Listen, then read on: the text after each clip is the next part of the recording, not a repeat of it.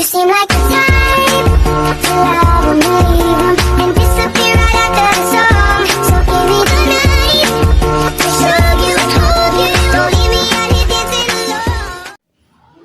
Assalamualaikum warahmatullahi wabarakatuh. Perkenalkan, nama saya Intan Aprilia Sakila, mahasiswa tingkat 1 semester 2 dengan NPM 8820124038, mata kuliah teori praktik dan berbicara, dosen pengampu Bapak Febri Marindra Cespia SPD MPD. Orientasi cerita ini yang berjudul Ikhlas dalam Kebersihan. Tokoh dalam cerita ini adalah saya sendiri, nenek, dan para jamaah Masjid Hurunin. Peristiwa pada saat itu terjadi pada pagi hari sekitar pukul 5:30 atau setelah salat subuh, saat para jamaah masjid telah kembali ke rumah masing-masing. Tempat kejadian yang berada di Masjid Hurunin dari rumah saya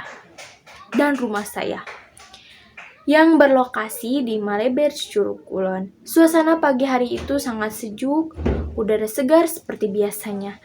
Namun situasinya berubah menjadi penuh tantangan karena hujan yang sangat-sangat deras yang tak kunjung reda sejak malam itu. Komplikasi, saat membuka jendela, saya melihat air mulai merembas masuk ke dalam masjid. Lantai menjadi basah dan licin. Bahkan karpet tempat salat pun mulai basah di beberapa bagian. Atap masjid ternyata bocor di beberapa titik, menyebabkan air menetes dan membuat genangan kecil di beberapa sudut. Tidak berhenti di situ, bagian depan rumah saya pun mulai terkena dampaknya. Air hujan dari atap bocor masuk ke dalam teras rumah. Dan lumpur terbawa ke halaman. Saya hanya bersama nenek di rumah. Saat itu tidak ada anggota keluarga lain yang bisa membantu kami. Sempat bingung dan diam sejenak. Dengan tenaga terbatas dan keadaan yang mendesak, saya merasa kewalahan, namun saya tahu saya tidak bisa membiarkan semuanya begitu saja. Resolusi pada saat itu, saya segera mengambil kain pel, sapu, dan ember, memutuskan untuk mulai dari masjid terlebih dahulu. Dengan ikhlas, saya mengeringkan lantai yang basah, menyapu dedaunan dan kotoran yang terbawa air, hujan, dan angin, serta menempatkan ember di bawah atap yang bocor, agar air tidak menyebar kemana-mana.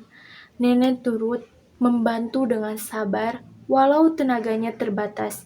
Ia tetap bersemangat membersihkan bagian sudut masjid, mengganti kain pel, dan memberi semangat kepada saya. Setelah kondisi masjid cukup bersih dan aman, dan hujan pun mulai mereda, saya beralih ke rumah. Saya membersihkan bagian teras dari lumpur, mengeringkan lantai yang basah, dan menutup bagian atap yang bocor dengan plastik yang kain menggunakan tangga atau bisa disebut taraje. Saya pastikan lantai tidak licin dan rumah kembali terasa nyaman.